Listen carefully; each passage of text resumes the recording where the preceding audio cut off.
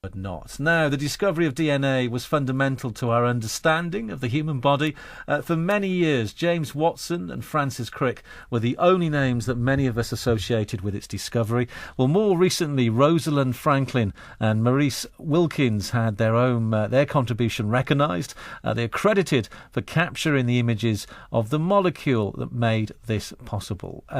Fascinating this, but did you know that scientists in Nottingham also played a vital part in this? Well, tonight, Professor Steve Hardin is explaining how, in a public lecture a little bit later on. I spoke to him earlier, and I started by asking him to explain exactly what DNA is. DNA is the molecule of life. I mean, they still, at that time, they weren't quite sure whether it was DNA or whether it was proteins, which were the code for life, but the solution of the structure in 1953 proved beyond all reasonable doubt that this was the molecule, and started off all genetic research as we know now. And how important was Nottingham's involvement in this?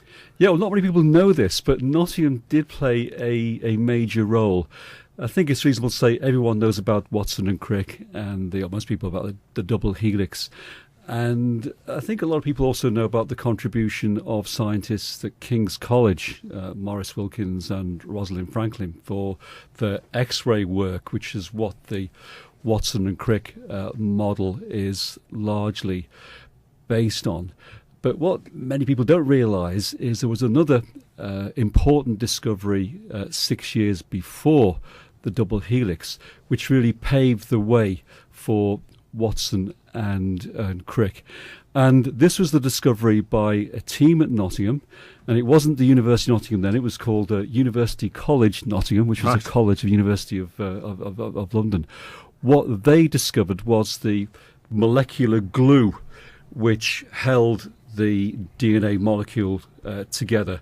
And this glue is called hydrogen bonds. So hydrogen bonds are these bonds which hold the chains together, which it's a strongish bond, but not too strong. So the chains of DNA can come apart during replication and then reform again.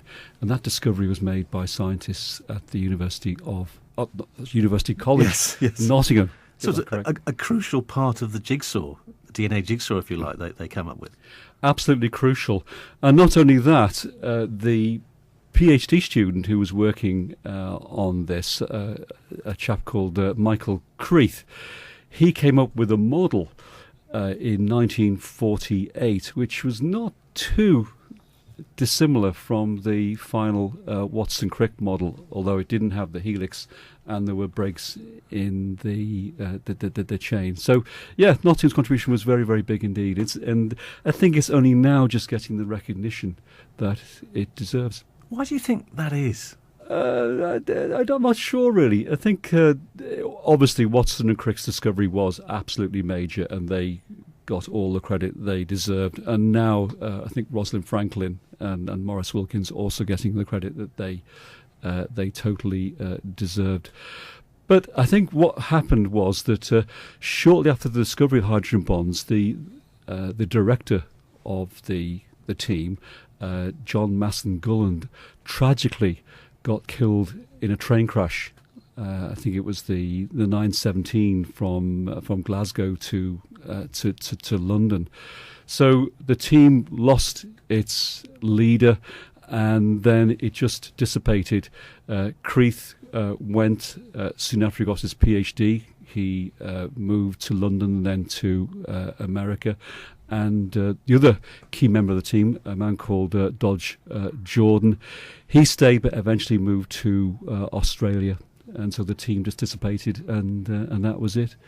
But it's good now that we're getting the recognition that we deserved, and it's nice for me personally because Michael Creeth was my former boss when I was a research assistant working with him in Bristol many years ago. So I'm very happy now. I suppose a way of asking this question, I could say, well, what's DNA done for us? But another way of putting it would be, can you imagine a life now without DNA? If that discovery had never happened, what would life be like?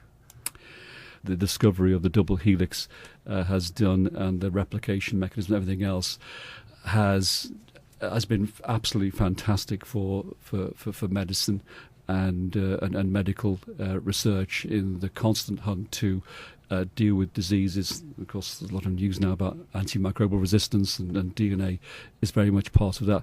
But it's also a clue to our ancestry, because DNA we get from our mums and dads and grandparents and so on and so forth. So it's a message for the past. So it's a fascinating molecule in every way. And that's why it's good at Nottingham. We're celebrating National DNA Day. Yes. Today is National DNA Day with a lecture at the university. It starts at 6 o'clock and it'll be in the physics building. So if you're stuck in traffic in peak hour, you want to nip in? Make your way across. Parking's free. Just Clifton Boulevard, East Entrance, and then we'd love to see listeners there. There you go, Professor Steve Harding. Yeah, that public lecture. Tonight it's open to the public at the university if you want to go along. It should be a fascinating evening. You learn every day's a school day on the show. Fascinating as well. And that Nottingham link to DNA, without that link, it may never have happened. It's incredible to think, isn't it? Proud to be here in this county when that happens. Last word on that, by the way. Not only has Mick the Fridge Man got the right answer to the missing word game, well done, Mick, he says, also without DNA, there would only be 23 letters. Thank you. Very good. We're here all week.